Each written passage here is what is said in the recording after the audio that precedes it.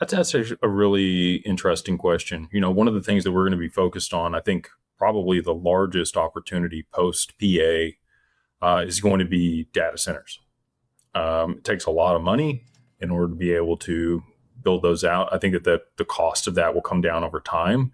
But you've seen how much money Anthropic and all of these other large AI companies have raised in order to be able to build the infrastructure in order to be able to sustain their growth. There's money there for sure. But to your point, you want to do it in a way that is symbiotic with wherever that is being set up. So is that going to be through nuclear power? Is it going to be through some other means of generating the electricity? Is it going to affect the water table and people's ability to grow crops or do other things with the water in their area? All those things definitely need to be taken into consideration when they're setting these things up. And if they aren't, it could be, you get follow-on effects of this that you didn't really plan on having. You just, got to market and accomplish your short-term need, but there are other implications down the road for the broader community in those areas where those data centers are. There's, other things like nuclear power plants and other things that have been set up that have caused horrible diseases and other things for people that have lived close by.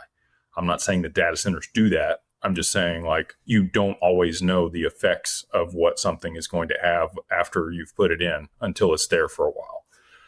So, them being in space, underwater, there's some liquid that they've developed that does not conduct electricity that these things can be submerged in order to be able to reduce the cost of energy or cooling.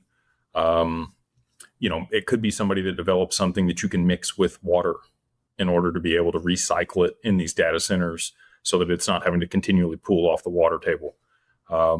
So I think the technology will continue to advance. I think that people will come up with innovative solutions. And if you're looking at investing in that sector, you may want to look at second or third order effects of things around data centers that will, reduce costs for production of the data center itself, and then also the ongoing costs of running them. And investing in those things may end up playing out, as well or maybe even better than investing in data centers themselves.